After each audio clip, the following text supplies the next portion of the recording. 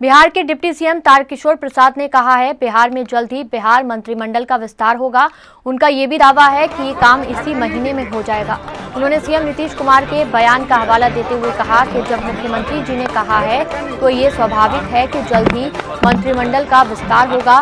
दरअसल उम्मीद की जा रही थी कि मकर संक्रांति के बाद तुरंत ही कैबिनेट विस्तार हो जाएगा, लेकिन विस्तार टलने जाने से कई सवाल खड़े हो गए हैं।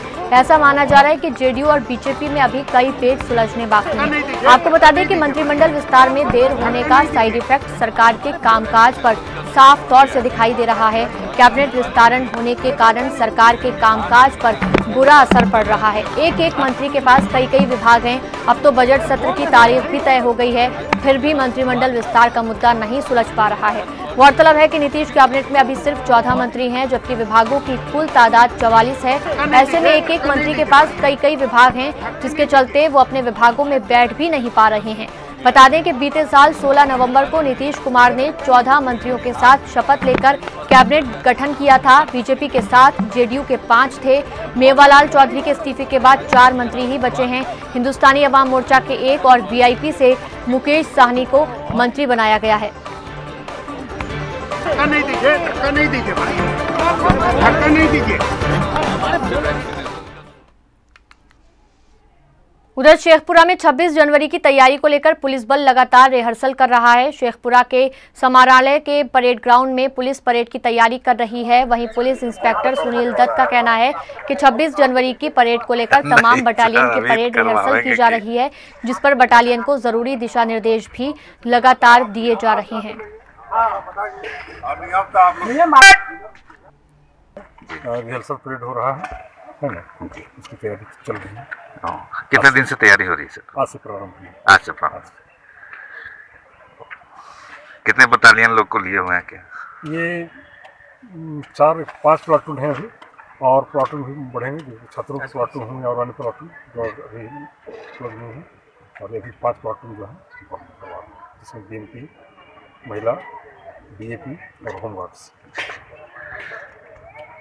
Thank you sir. क्या नाम है सर आपका? सुनील। क्या है आप? हम पुलिस इंस्पेक्टर कम सब इंस्पेक्टर। बांका जिले के अमरपुर रैफल अस्पताल परिसर में मांगों के समर्थन में सफाई कर्मियों ने धरने कार्यक्रम का आयोजन किया। मौके पर सफाई कर्मियों ने कहा कि कोरोना काल में हम सभी सफाई कर्मियों ने जान हथेली पर रखकर काम किया, लेकिन अस्पताल में सफाई का जिम्मा निजी संस्थानों को दे दिया गया है। निजी संस्था वाले दूसरे मजदूरों से कार्य करा रहे हैं, जबकि बीते 3 महीने का हम लोगों का मानदेय बकाया रह गया है। वहीं दूसरी तरफ सफाई कर्मियों की हड़ताल की वजह से अस्पताल परिसर में सफाई व्यवस्था पूरी तरह चरमरा गई। लेबर वार्ड से लेकर अन्य वार्डों में जगह जगह कूड़ा फैला हुआ दिखाई पड़ रहा था। मौके पर अस्पताल प्रबंधक सुनील कुमार चौधरी ने पहले से कार्यरत सफाई कर्मियों को समझाने की कोशिश भी की, लेकिन सफाई कर्मी अपनी मांगों पर अड़े हुए दिखाई दिए।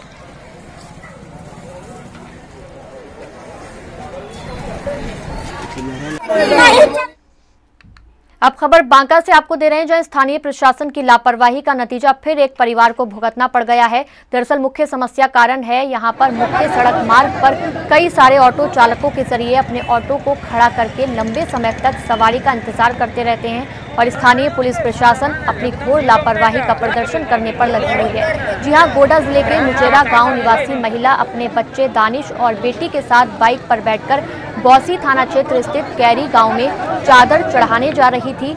इसी क्रम में बौसी के बजरंगबली मंदिर के पास सड़क पर खड़े एक ऑटो से बाइक अनियंत्रित हो गई, जिसके कारण पीछे से गैस सिलेंडर भरे ट्रक ने बाइक सवारों को पीछे से कुचल दिया, जिसके बाद बाइक पर बैठी महिला के दोनों बच्चों की जान चली गई।